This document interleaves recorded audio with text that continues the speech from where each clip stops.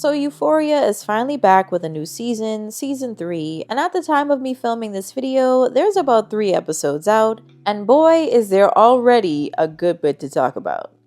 Now, obviously with all these outside forces and circumstances that influenced the making of this next season, it really had me, and probably some of you watching this, wondering how this was going to impact the writing and storylines, and what route the main characters were going to take now. But when I watched the trailers, I'm not gonna lie, I was a little intrigued. From Rue owing Lori money, to Nate and Cassie getting married, Nate also getting in bed with some pretty dangerous people, there was a good bit going on. So I was really ready to see how this was all gonna play out for real.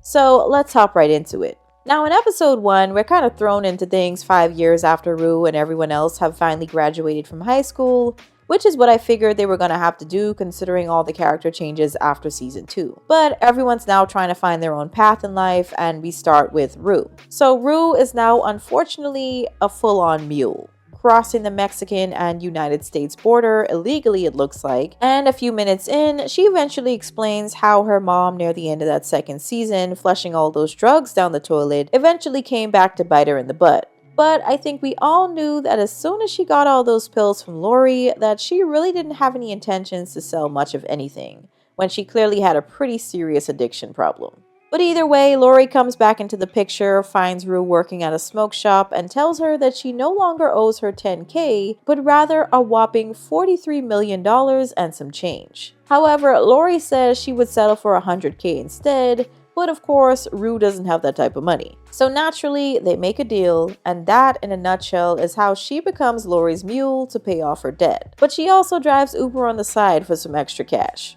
She and Lexi are still friends. She allows her to crash on her couch every now and again, but of course, Rue says nothing about what she's actually doing with her life. But it does seem like Lexi is trying to kickstart things for herself in her career, working as an assistant to a TV show runner. But it's pretty clear that Rue is really struggling to establish a purpose in her life, and at some point, she starts looking to religion to give her some type of direction. But then we switch over to Cassie, who is also trying to find herself, I guess, but just in a very different way. From trying to become TikTok famous to discovering OnlyFans because Nate wasn't saying yes to paying over 50 grand or something like that for flowers for their upcoming wedding, which he had a point on, because who in the hell is paying a potential down payment on a house amount on something like flowers that are literally gonna die in just a few days? Like, what? Anyway, I'm getting away from the point. It was clear that Cassie was willing to do just about anything to be famous or well known. But money kind of became like a secondary reason almost for her to want to make it big, because Nate in her eyes was being stingy. However, in reality, Nate was really drowning in debt, but we'll get to that in a minute. Next on the list was Maddie, who found work at a talent agency, but she realizes pretty quickly that she has to do quite a bit to get to the level that she really envisioned herself being at. Then there's Jules, who basically is an escort turned sugar baby, but we don't really see much of her until the next episode. But things quickly change for Rue after she makes a drop for Lori without knowing that Faye, the other girl working alongside Rue, jacked up the packing and accidentally laced the merchandise, leaving Lori's customer Alamo, a crime boss and club owner, pretty unhappy that one of his girls are left dead from an overdose. This leads to a pretty strange test of fate when Alamo takes Rue outside to shoot an apple off her head, which she thankfully survives without injury. Now things pick up with Maddie in the second episode. She knew from the jump that she was going to have to pick up a side hustle of sorts to get the bills paid and push this career of hers forward. So she becomes a talent manager for young women looking for a career path in OnlyFans-esque territory, but she eventually has to kind of let that go for a bit because her boss had an issue. But it really was about to take off if only she had stuck to it. But right around the time she was beating herself up over listening to her boss, she gets a message from Maddie to meet up basically to manage her. But back to Rue though.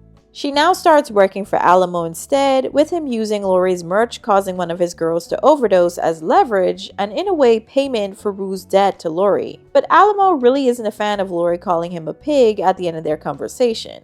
And this comes back up later on.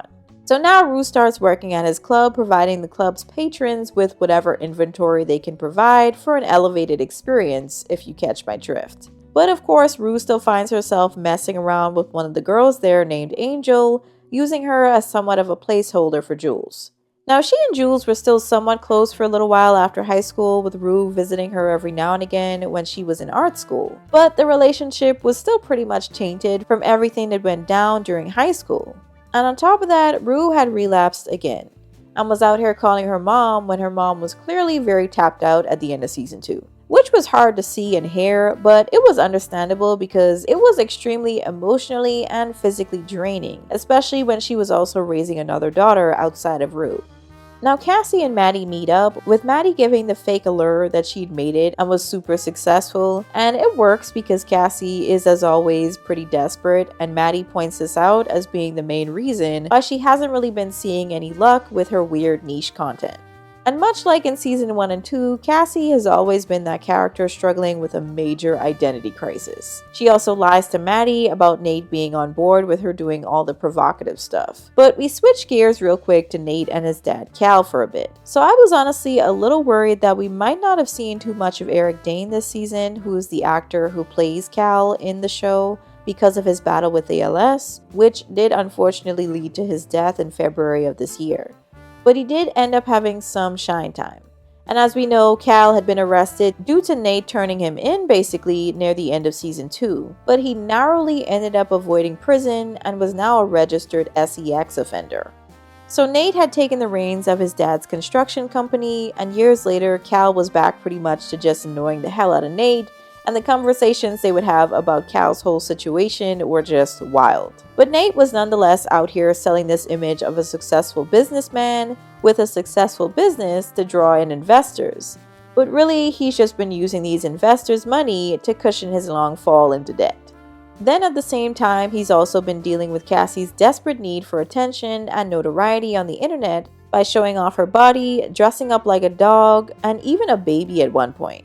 It was just really strange. I saw a lot of people online talking about how disturbed the show's writers and Sam Levinson are for including that in there, but the internet in general is a pretty disturbed place in real life. The scenes definitely made me uncomfortable for sure though. Now, do you remember when I said that Alamo, Rue's new boss, really didn't like when Lori called him a pig? Well, he decided to take it up a notch by actually taking a pig to Lori's place and setting it free. But we end the episode with Rue reconnecting with Jules, who is now full on into the sugar baby lifestyle, living in a skyrise apartment, and even though they know they're not good for each other, they really just can't help it. In the third episode, we see a little more into Jules' story of how she even got here in the first place, with her roommate in art school first convincing her to get into, I guess, what you can describe as escorting. But from there, she starts getting some really rich clients, and eventually she narrows it down to just one client, a plastic surgeon named Ellis, who's pretty taken with her, and she basically drops out of art school and becomes almost like a fascinating toy for him. But the battle between Alamo and Lori continued on, with Lori taking the pig back to Alamo's club, scaring off his customers, but then Rue accidentally gives him the idea to pay Lori a visit to check out this pet bird called Paladin that Lori loves so much. Now Rue gets an invite to Cassie and Nate's wedding and decides to bring Jules as her +1. Maddie also got an invite, but I think she thought that she was going to show up in this revealing dress as the one that got away. Jules' dress was another one that was also a little much in all honesty. I'm still really trying to figure out what that ball of scraps was supposed to be. Cassie, on the other hand, had her mom, Suze, walk her down the aisle, and as they're walking toward Nate, Suze is basically retelling the story of her failed marriage to Cassie's dad, and it was honestly one of the craziest moments in the show, even though on the outside it looked like one of the calmest. At the reception, Cal is clearly drunk and Maddie gets super emotional and leaves. Rue gets called away on an Alamo mission at Lori's place, and Nassim, or Nas, shows up, who just so happens to be one of the dangerous investors that Nate had borrowed money from for his construction business. So naturally, Cassie finds out what Nate's been hiding all this time and freaks out, and like the crybaby she's always been, instead of just waiting until they could talk about it in private and not with people watching, she approaches Nate, starts an argument with him, and also manages to sock him in the eye with a champagne cork. But Rue does the pickup at Lori's place with Alamo's right-hand man, Bishop, and he appears to be very interested in Lori's bird and drops a pill in its water. Now back at Nate and Cassie's house, Nas is waiting and things get pretty violent for Nate pretty quickly. All while Cassie is just on the ground crying about how it's her wedding night, and it really shows how far gone she is in terms of priorities and how selfish she can be. Your husband is only a few feet behind you, getting the crap kicked out of him, and all you're worried about is the fact that it's your wedding night? Crazy. But Nas finishes things up by taking one of Nate's toes. So if Nate didn't get the message now that he better get that man his money plus interest, he sure as heck got it now.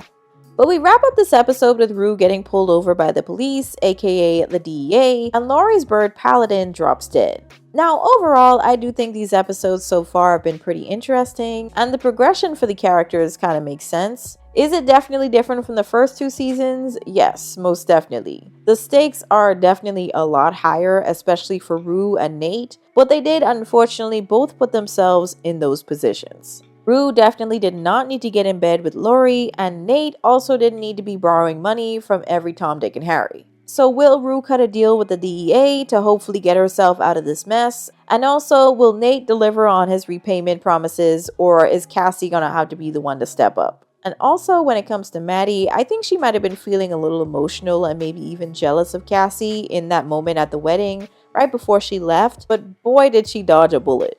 Now, she and Nate would have never worked out to begin with because they were pretty toxic, but at the same time, I think it's pretty interesting when we see the scenes of her going home to her quiet basement apartment while you have Nate and Cassie at their mansion right now dealing with chaos. Now, to be for real though, I am a little worried about Jules though, because one day you could be someone's fascination and sugar baby basically, but in the next, you're out on your butt struggling. Right now, things might be going well for her, but the real question is she saving some of this money? And is she preparing in some way for the future? Because she's definitely not going to be able to live like this forever unless there's some type of plan in place. So she's got to be strategic about it. But what do you guys think about this new season of Euphoria? Is it too much, too over the top? Let me know your thoughts down in the comments, and I'll catch you all in the next one.